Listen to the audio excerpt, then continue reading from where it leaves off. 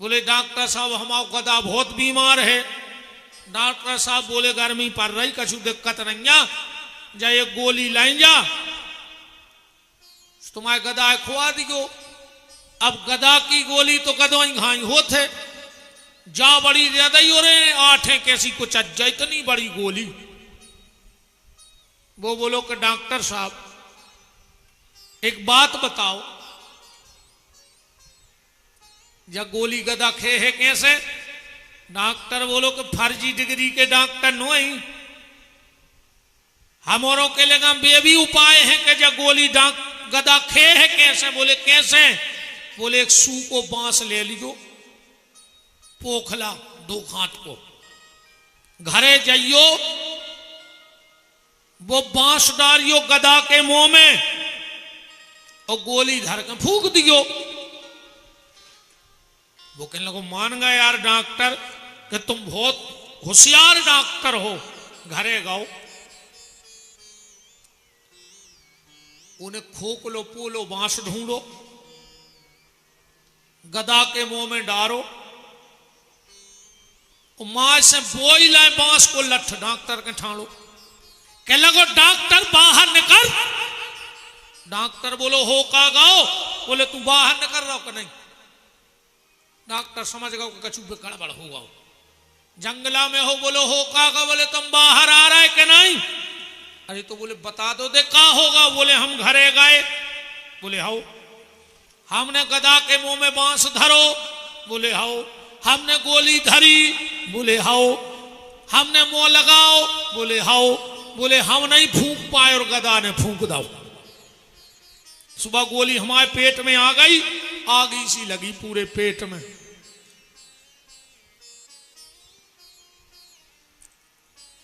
ऐसा ही गत होने उनकी गदों घाई। ध्यान रखियो जो जाके रह के अपना काम बनता फिर भाड़ में जाए जनता। तो कंस का वो असली चेहरा, मैं एक कविता लिख रहा था, बहुत ध्यान से सुनियो। जनता से तुमने किया है व्यवहार जैसा, जो जा कहते अपना काम बनता फिर भाड़ में जाए जनता, उनके लिए मेरा मंच से संदेश है कि जनता से तुमने किया है व्यवहार जैसा, बदले में वैसा व्यवहार करेगी जनता। जनता से तुमने किया है व्यवहार जैसा, बदले में वैसा व्यवहार करेगी जनता। जनता को पद पाके तुमने जो प्यार दिया, तो प्यार पाके तुमको भी प्यार देगी जनता। पद पाके तुमने जो जनता से प्यार किया, प्यार पाके बदले में प्यार देगी जनता। और जनता के भाग्य को जो तुमने संवार दिया, तो तुम्हारे भाग्य को संवार देगी जनता। जनता के भाग्य को जो तुमने संवार दिया, तो तुम्हारे भाग्य को संवार देगी जनता। जनता के कष्टों का भार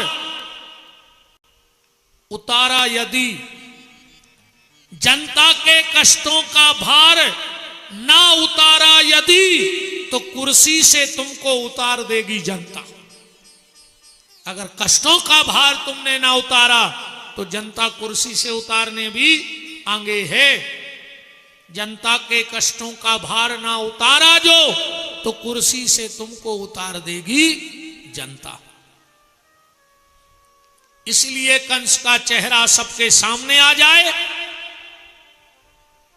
इसलिए आकाशवाणी हुई जब भगवान आने लगे। ध्यान से सुनना। तो भगवान ने योग माया को बुलाया। बोले योग माया तुम्हें मेरा एक काम करना है। बोले क्या? तुम्हें वसुदेव देवकी के मैं जन्म लूंगा, नंद यशोदा के तुम्हें जन्म लेना है। योग माया बोली प्रभु हम काम कर रहे हैं। बोले वसुदेव जी जे हैं हमें रखें, तुम्हें उठे हैं, कंसा है शिला पे पटक है, तुम चली जाइयो। योग माया बोली बस हमाओ तो काम रहे है, कि भारी नदिया में गिरे हैं रात में, अब हंसरा से ला पे गिरो, खेल खत्म। भगवान बोले सुनो योग माया, अगर तुमने मेरा साथ दे दिया तो पहला तो तुम्हें यह सौभाग्य मिलेगा कि तुम्हें कृष्ण अनुजा कहलाने का सौभाग्य मिलेगा, भगवान कृष्ण की छोटी बहन बन जाओगी। और दूसरा सौभाग्य यह मिलेगा कि मेरा साल में एक बार जन्मदिन मनाया जाएगा। अपन साल में कहिए नहीं कि हाथी घोड़ा पाल की, अजय कन्हैया लाल की, पर अगर तुमने मेरा साथ दे दिया तो तुम्हारा साल में 2 बार जन्मदिन मनाया जाएगा। मेरा साल में एक बार 1 दिन का, तुम्हारा साल में 2 बार 9 दिन का। लोग साल में एक बार कहेंगे हाथी घोड़ा पाल की, और साल में 2 बार 9 दिन कहेंगे जय माता की, जय माता की, जय माता की। करते हम लोग के नहीं करते? ये भगवान का वरदान है दुर्गा जी को। ठीक है, अच्छा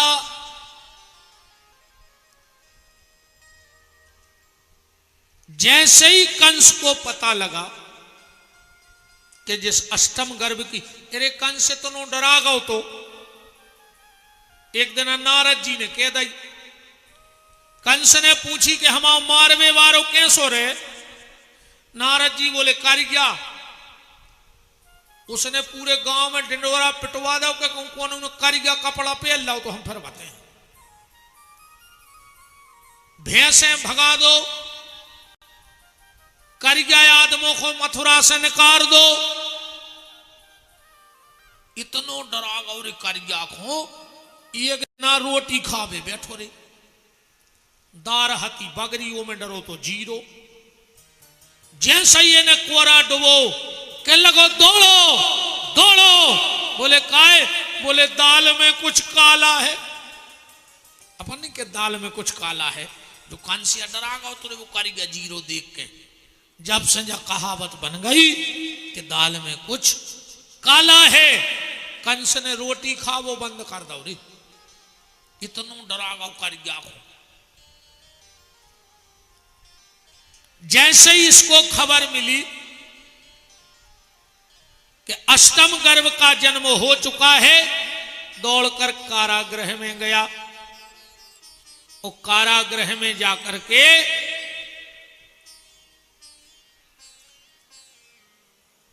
देवकी की गोदी से कन्या को उठा लिया। देवकी बोली भैया ये तो बिटिया है, ये तुम्हारा क्या बिगाड़ लेगी। कंस बोलो बेन तुम बहुत भोली हो, तुम वो विष्णु को नहीं जानत, वो भारी छलिया है। एक बार हम दैत्यों के लिए वो मोहिनी बन के आ गओ तो हो सकत एक बार फिर मोहिनी बन के आओ हो, और ऐसो भी हो सकत जिससे इसकी शादी हो उसे मार डाले, इसकी संतान मुझे मार डाले तो न रहेगा बांस न बजेगी बांसुरी। कंस ने उस कन्या को शिला पे पटका। कन्या ने कहा हे दुष्ट कंस, मुझे मारने की चेष्टा व्यर्थ मत कर, तेरा मारने वाला कहीं और जन्म ले चुका है। कंस को एक पल नहीं लगो पलटी खाए में, बस देवकी के चरणों में गिर पड़ो। बोले बेन हमें नहीं तो पता कि देवता भी झूठी बोला, बताओ हमने तुम्हें पूरी संतान मार दी। देवकी बोली भैया इसमें तेरा कोई दोष नहीं है, सबका अपना अपना प्रारब्ध है, बस देवकी को मुक्त कर दिया।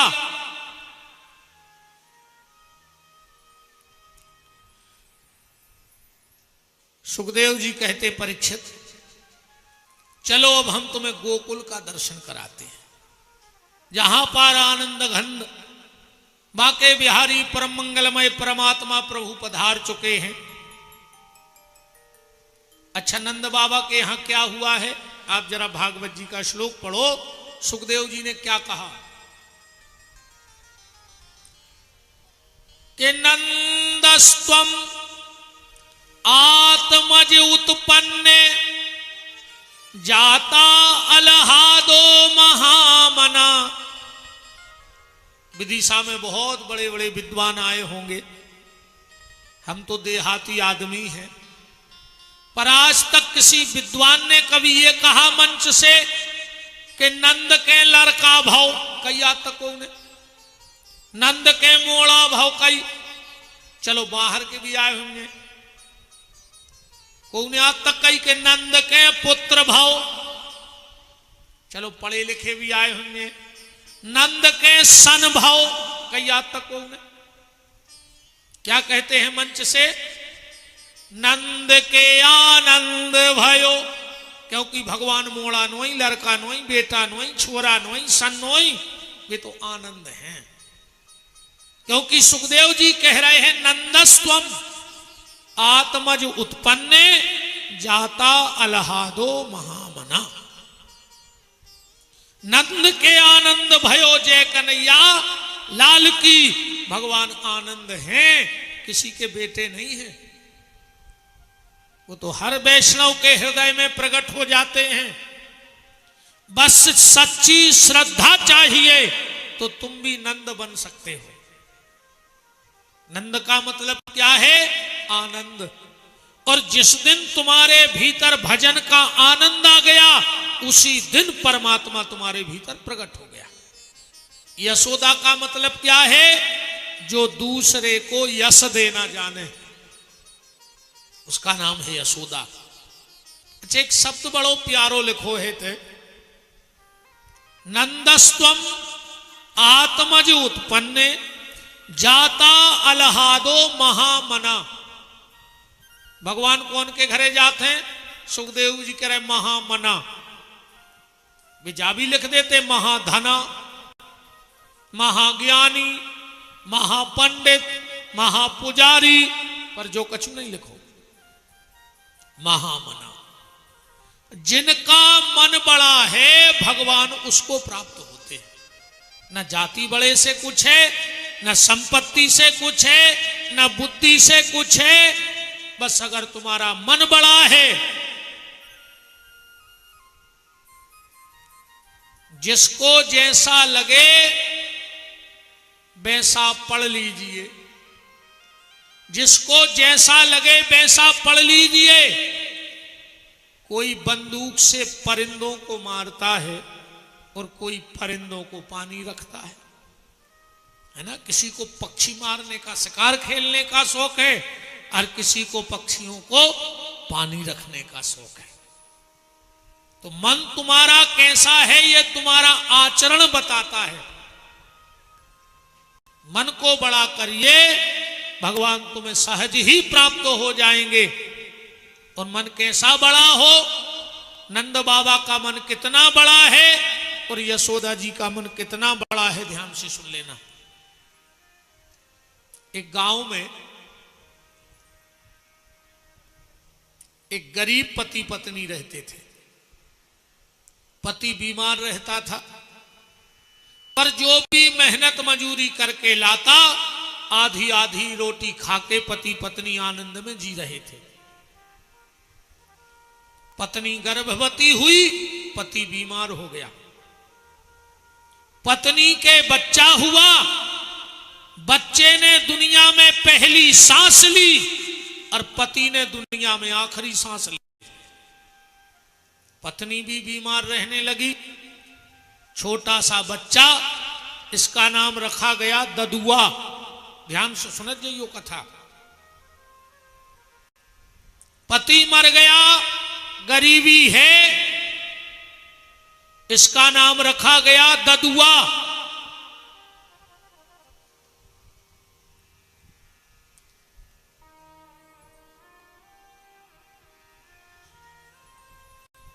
मां गांव में से रोटी मांग लाती, खुद खा लेती और अपने बच्चे ददुआ को खिला देती।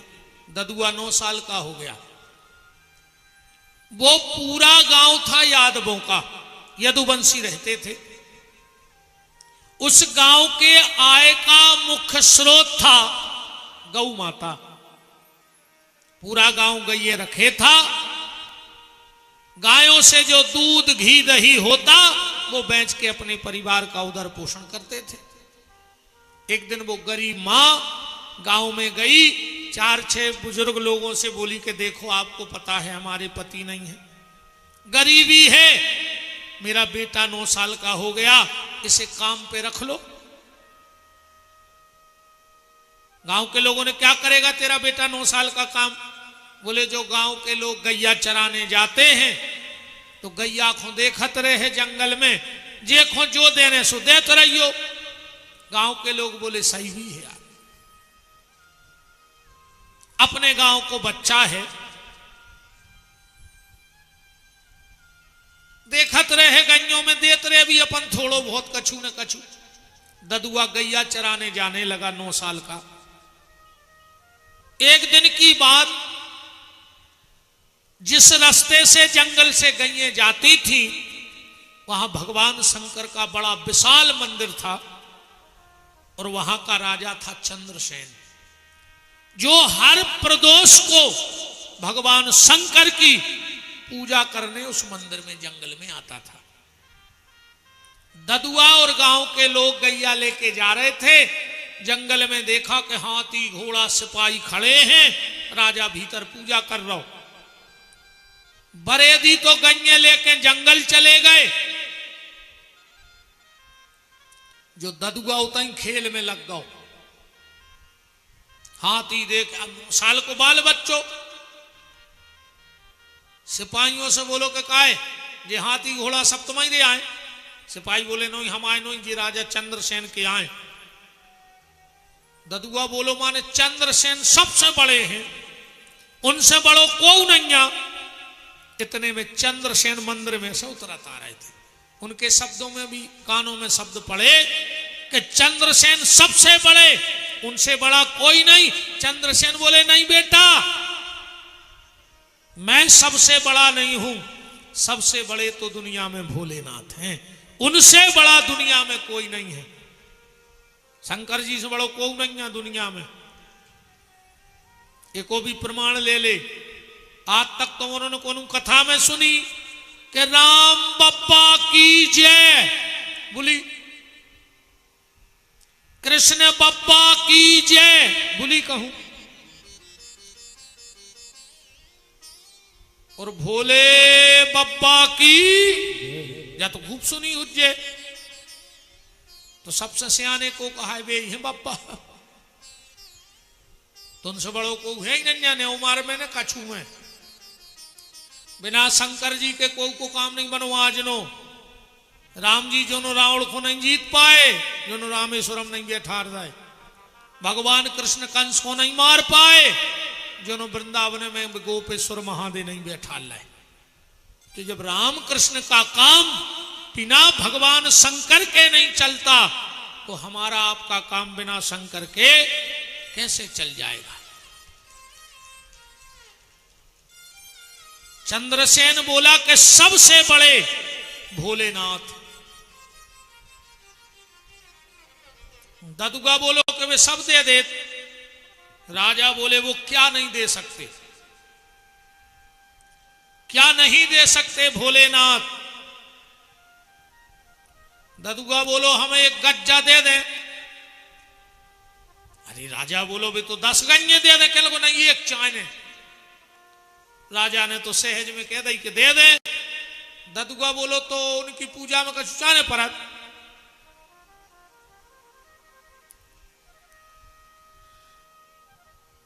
चंद्रसेन राजा बोले नहीं बेटा, भगवान भाव के भूखे हैं, और विशेषकर शंकर जी तुम तो एक लोटा जल चढ़ा दे और एक बेलपत्ती चढ़ा दे, उतना ही में खुश। आजकल भाई कहावत नहीं चल रही, एक लोटा जल और हर समस्या को हल। एक लोटा जल में काम हो जाए, नगर पंचायत के टैंकर लगवा दे तो फिर शंकर जी पे दिन रात चढ़न दे जल। जब एक लोटा जल में काम हो रहा हो तो टैंकर मोटा कस दे का है। खुद दुनिया के नाटक नोटक करते रहे, कौन समस्या ये आने आ है। जब 24 घंटा शिव जी पे पानी गिरे है तो मैं इसका विरोधी नहीं हूं, बिल्कुल सत्य है। एक लोटा जल हर समस्या का हल, पर जब मन में ना हो कोई छल तो फिर एक लोटा जल काम करे। और अगर मन में वही पाप भरे हो, वही पाखंड भरे हो, तो मर जाइयो तुम तो शंकर जी को लेके बेतवा में कूद जा,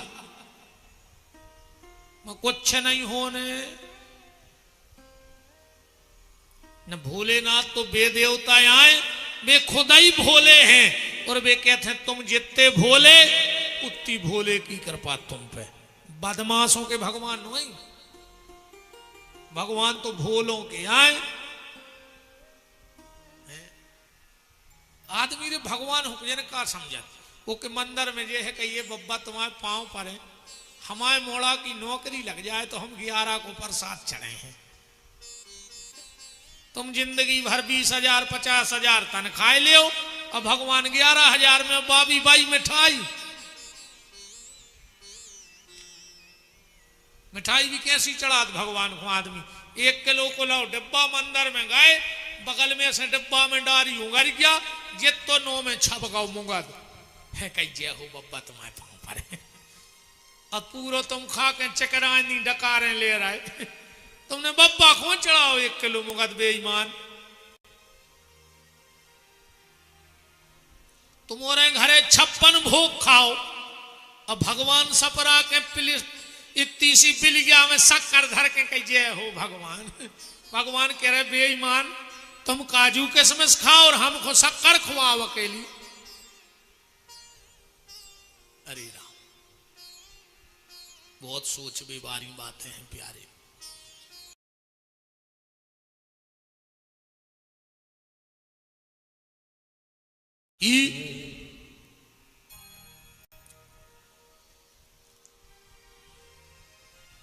भगवान शंकर खाली 1 लोटा जल में प्रसन्न हो जाते हैं, और बैसाख के महीने में तो भगवान शंकर पे जल की धार निरंतर चलनी चाहिए।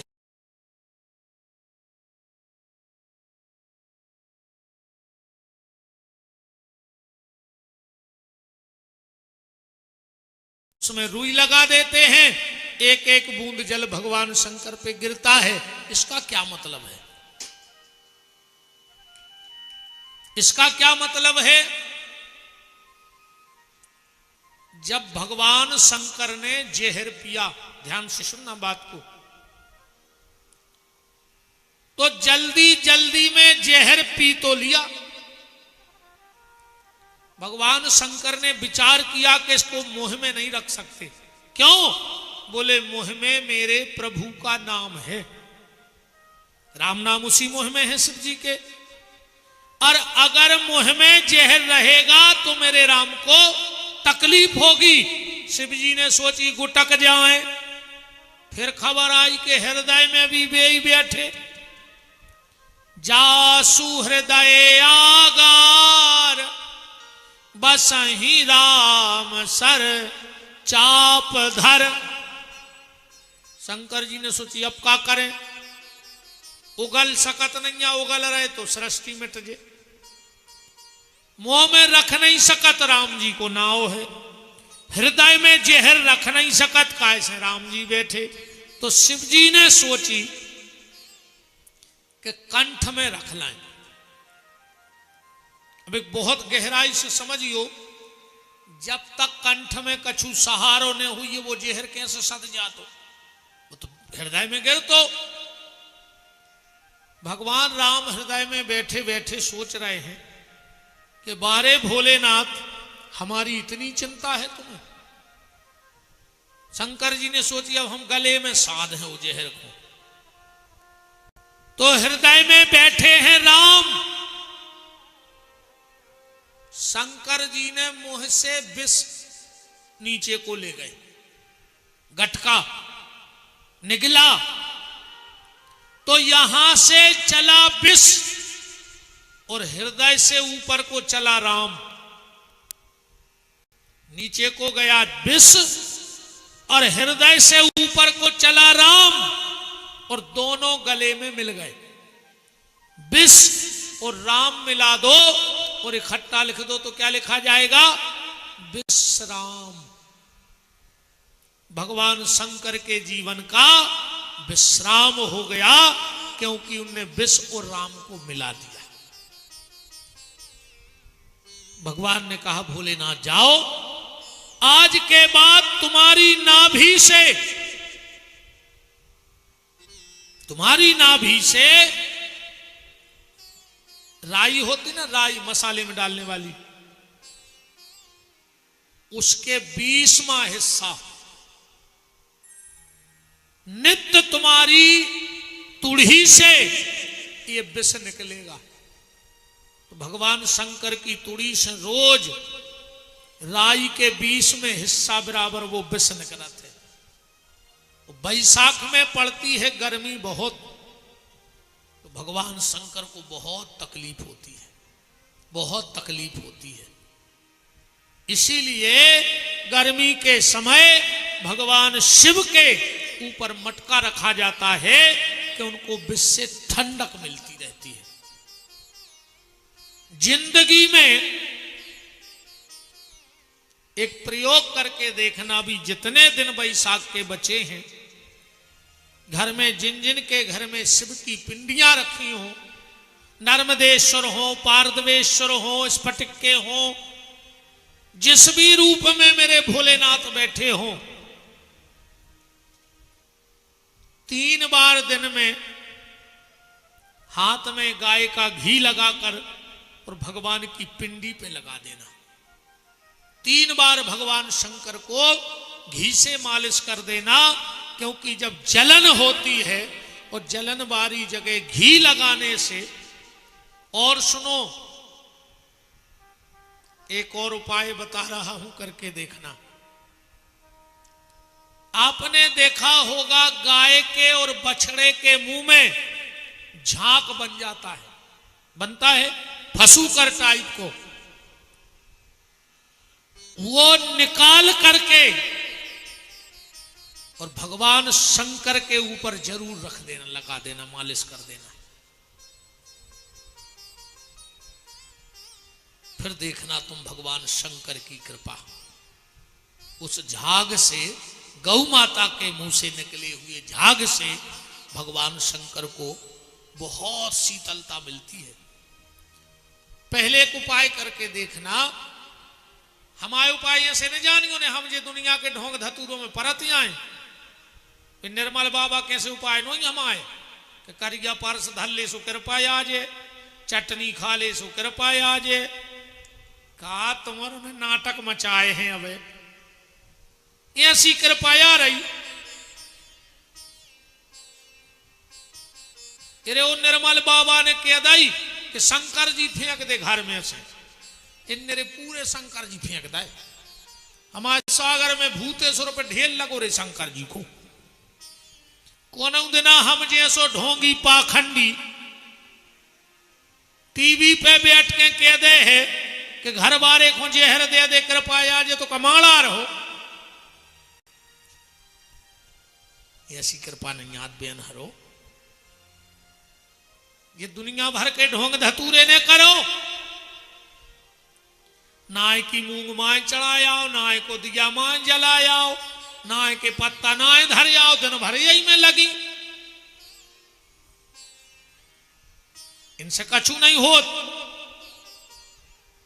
पर ये भाई तुमसे एक बात कह के जा रहा है, 1 महीने तक कर लेना। और अगर तुम्हारे घर में पूरा बदलाव ना हो जाए, तुम्हें कोई उपाय करने की जरूरत नहीं है। बस एक नियम बना लो घर में,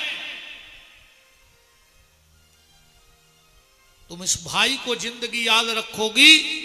और हम बिल्कुल दुनिया के बहुत अलग जिंदगी जियत है, हमारी जिंदगी बहुत अलग है। ने हमें ज्यादा चमक धमक की शौक आए, ने हमें ज्यादा कोई से मिलवे को लगे कैसे मिल लेते, हमें नहीं मिलने कोई से, ने ज्यादा परेशान हो गए, ने हम ज्यादा कोई से फोन पे बते आए, तुम तो ले ले नंबर, हम तो सबको दे दे जब मुठे हैं जब तो हम क्या करें। तुम्हें फोन नहीं उठाते रहे, अपनों कछु ने देखें, अकेले तुम्हारे में लगे रहे कि तुम सुधर जाओ और हम मर जाए उल्टे। हमें नहीं है तो टाइम के हमको उसे फोन पे बात कर सके, ने हम चिंदर सके फालतू को। हमें बिल्कुल शौक रंजा के हमें फोन लगाओ फिर गुरुजी तुमने का खा लाओ, हमने जहर खा लो तुम और खाली सो मार जा। क्या बना गुरुजी तुम्हारे घरे, तुम्हें का लेने देने हमारे घरे तो जहर बनो है। तुम अपनों देखो हमें अपनों देखन दे। हमने उठा फोन मोन, बहुत आदमी हमसे शिकायत करा कि तुम्हें फोन लगाते रहे तो हमें नहीं आते। हम बताओ हम फोन ही सुनाते रहे, अपनी माला कवे कर हैं हमारे हिस्सा की, जो जो हमने भेष बनाओ है मैं एक ही भी तो लाज बचाऊं ने। जो जो हमने ड्रेस पहरी है हमें अपनी ड्यूटी ईमानदारी से करने हैं, न सस्पेंड कर दे जे अगर ड्यूटी से हट जे तो। बेन हरो बिल्कुल ने परो ना आडंबरों में। पहला काम भजन करो ईमानदारी से, दूसरा काम रेगुलर नागा ने कर जो 1 महीना एक काम कर ले,